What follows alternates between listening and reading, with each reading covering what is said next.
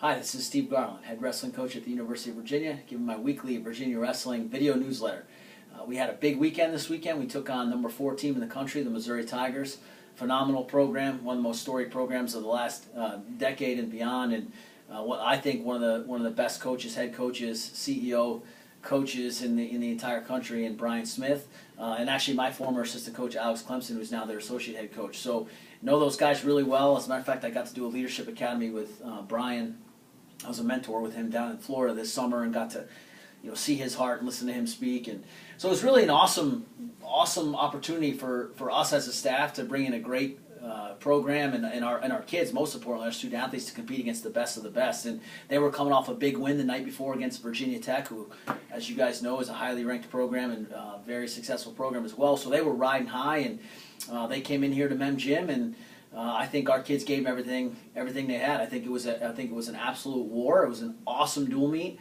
Thank you to all those who were there. Thank you guys so much. It's funny to see the same faces every week. And let me say this every year when I see you guys. I may not be able to come up to you and hug your neck and tell you how thankful I am that you're there, but trust me, it's in my heart. After matches, I go into my hole downstairs. A lot of you know, and especially after a loss, I stay down there a lot longer than I usually do. But yeah, I just want you guys to know, even if I don't say it or able to say it to your face at the match, I truly appreciate you guys, the people who were there.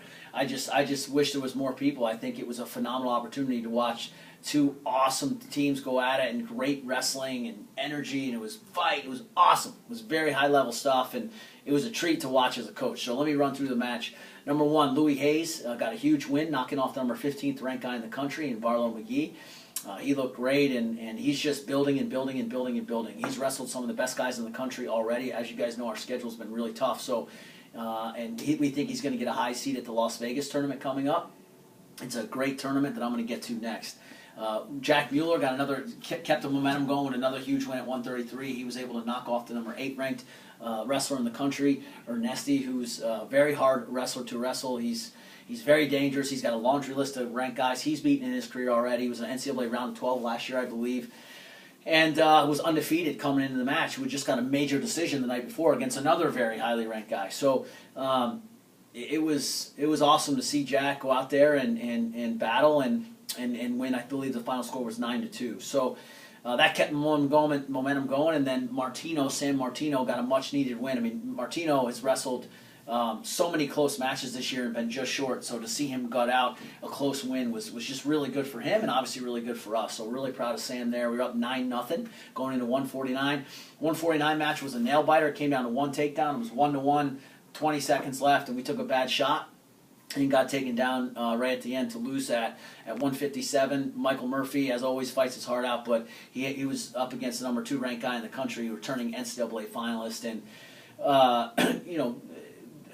he ended up losing by, I think it was a major decision. It was he got hit with the same offense a couple times on his feet. We were able to go over that as a staff with him this week, or I went over it with him yesterday. So 165, Andrew Atkinson got us back on the winning side, and it was a great, gritty win. I believe he was down by 1. He cuts, he gets an escape, shoots right back in on the edge, pulls him all the way back, 2 right at the edge, and then rode him out for the win to seal the win. So what I like to see is Louis Hayes ended the match on top with his opponent on bottom.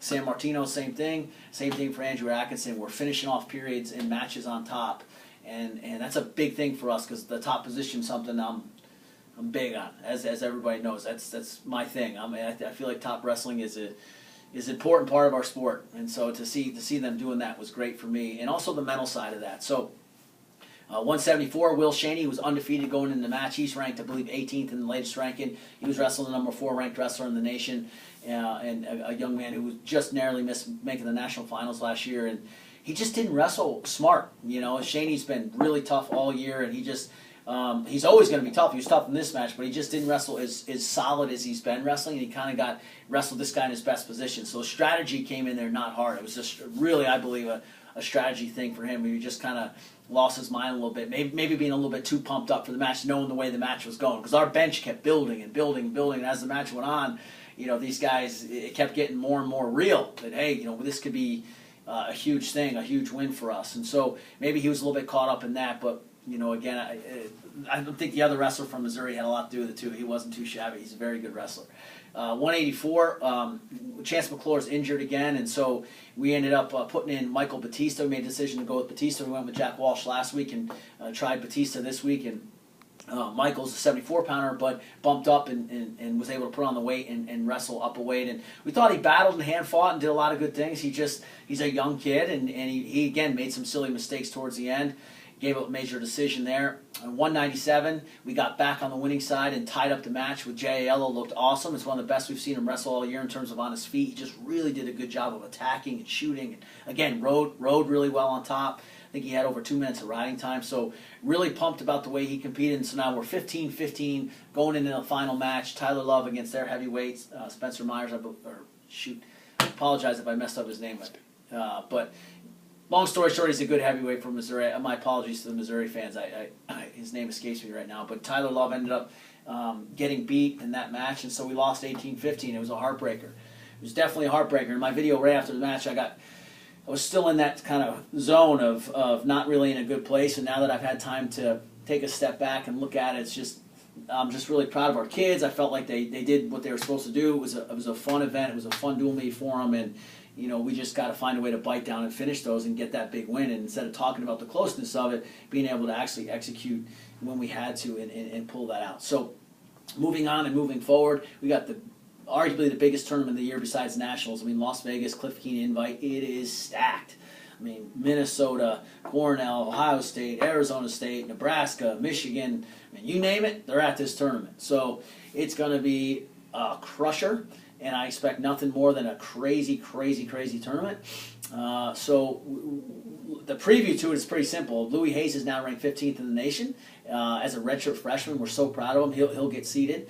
Jack Mueller I believe, is ranked between 5th and 8th, 5 and 7, depending on the ranking. And so he'll be seeded high. And then Will Shaney should get seeded at 9 and 1. And with all the quality wins he has, he's had some really good wins this year at 174, so he should be there.